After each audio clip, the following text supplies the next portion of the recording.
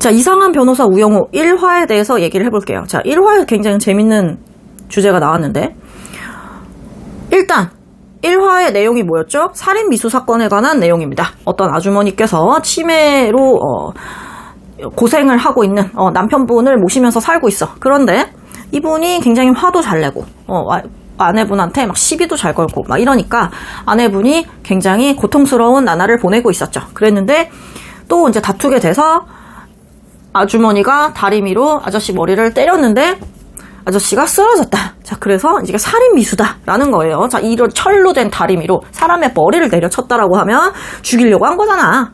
그리고 이 아주머니께서는 경찰 단계에서 사실 죽이고 싶었다 이런 얘기도 했었다는 거예요. 굉장히 중요한 쟁점들이 많은데 일단 하나하나 얘기를 해볼게요. 자, 우리나라에서 실제로 미국에서 있었던 사건인데 우리는 내가 죽인 거예요 혹은 그런 말을 너무 쉽게 합니다. 그게 무슨 말이냐면 한탄하는 말이거든요. 내가 죽였어요 라는 그 말. 내가 우리 딸을 죽인 거랑 다름없어요 라는 말을 우리나라에서는 한탄하는 그런 얘기, 후회하는 얘기로 쓰는데 미국에서는 자백으로 본 사례가 있습니다.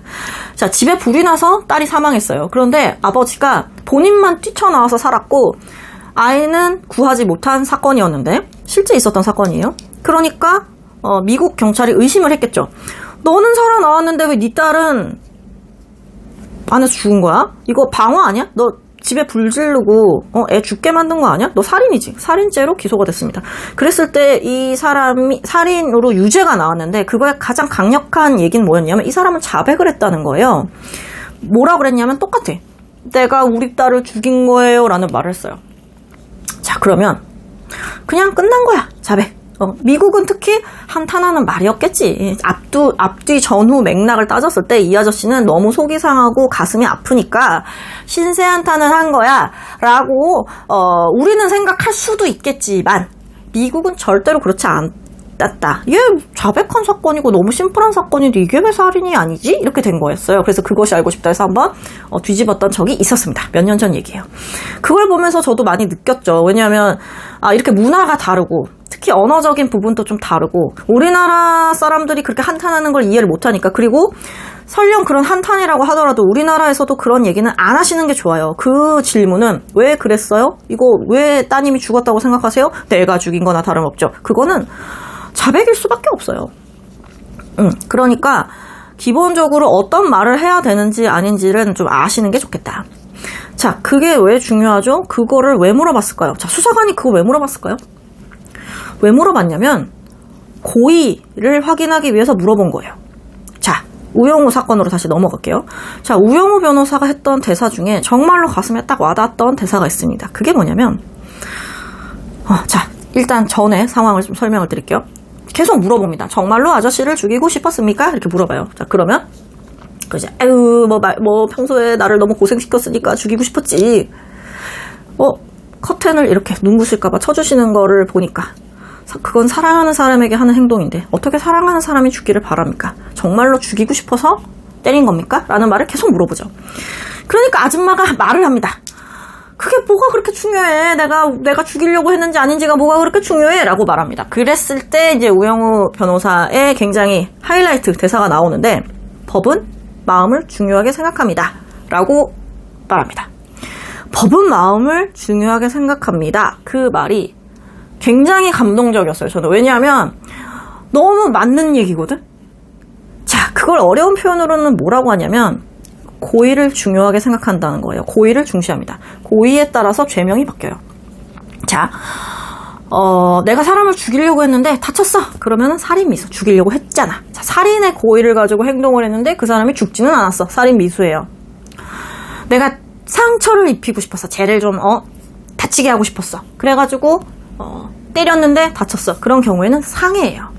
자, 내가 쟤를 때리고 싶었는데 그냥 때려줘야지 해서 때렸는데 상처가 났어. 다쳤어. 상해가 발생했어. 그런 경우에는 폭행 치상이라고 하는 거고 내가 의도하지 않았는데 우연히 나도 넘어지면서 저 사람을 잡고 넘어지는 바람에 그 사람이 계단 밑으로 굴러 떨어졌네. 그래가지고 그 사람이 다쳤어. 그러면 뭐다? 과실치상.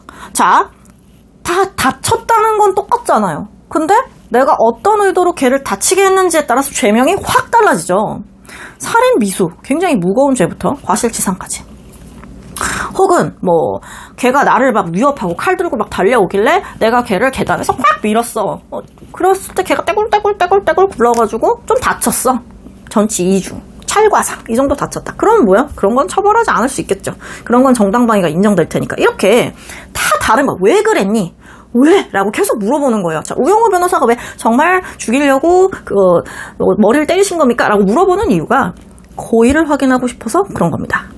자, 여기에서 마음을 중요하게 생각한다는 건 그 얘기예요. 자, 우영우 변호사가 굉장히 친절하게 이 드라마에서 설명을 하고 있습니다. 아마 이해를 하실 거고, 여기에서 우영우 변호사가 뭐라고 얘기를 하냐면, 살인을 하려고 했다는 그 주장, 자, 검찰 측의 주장이죠. 살인 미수로 지금 기소가 된 사안이니까 그게 아니다라는 주장을 하면서 이 사건은 형사법이 쟁점이 아니라 민법이 쟁점이다라는 얘기를 합니다. 뭐예요?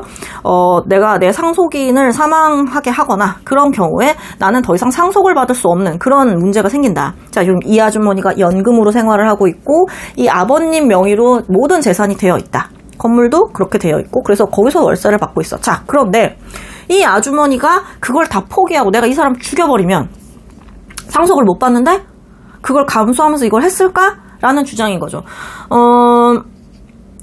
이 얘기가 쟁점으로 딱 부각된 다음에 뒤에는 거의 나오지 않는데 사실 이런 쟁점을 파악을 했다라고 한다면 정말 칭찬해줘야 됩니다. 제가 그 장면에서 이거는 쟁점이 민법입니다라고 얘기를 했을 때 그 사수 변호사가 잘했어라고 얘기를 하죠.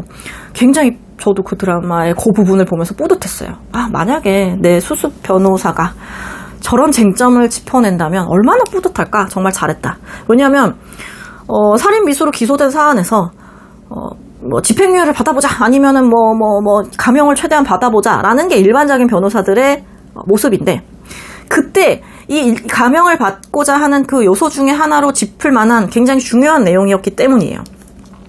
실제로도 충분히 주장할 만한 내용입니다. 그게 무슨 말이야? 이 사람이 그걸 감수하면서 할 이유가 없다라는 주장을 하는 거죠. 그러니까 살인의 고의는 아니었다라는 주장에 어느 정도 뒷받침할 수 있는 정황 증거가 될 수 있는 거죠. 정황 혹은 사정이라고 말할 수도 있고요. 사람을 어떤 마음으로 때렸는지 어떤 마음으로 때려서 저 사람을 다치게 했는지 사람의 마음을 들여다볼 수 없는 한 알 수가 없죠. 그러니까 주변 상황에 따라서 우리는 판단을 하죠. 예를 들어서 어떤 사람을 죽이려고 했다고 판단을 할 때 여러분들은 많은 사건들을 또 보실 테니까 예를 들어서 그 사람 명의로 보험이 수십억이 가입이 돼 있다거나 그랬는데 이 사람을 때리기 전에 계속 보험 납입을 미루다가 한 번에 입금을 한 다음에 3일 뒤에 이렇게 때렸다.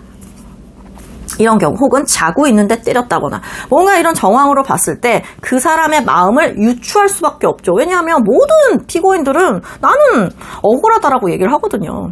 죽이려고 그랬어요 라고 말하는 사람이 얼마나 있겠어요. 아예 없진 않겠지만. 그러니까 그런 주장을 함으로써 살인의 고의가 없었다는 점을 입증할 수도 있다. 여튼 굉장히 재밌게 봤던 재기발랄한 주장이었다는 점을 느끼게 된 그런 편이었습니다.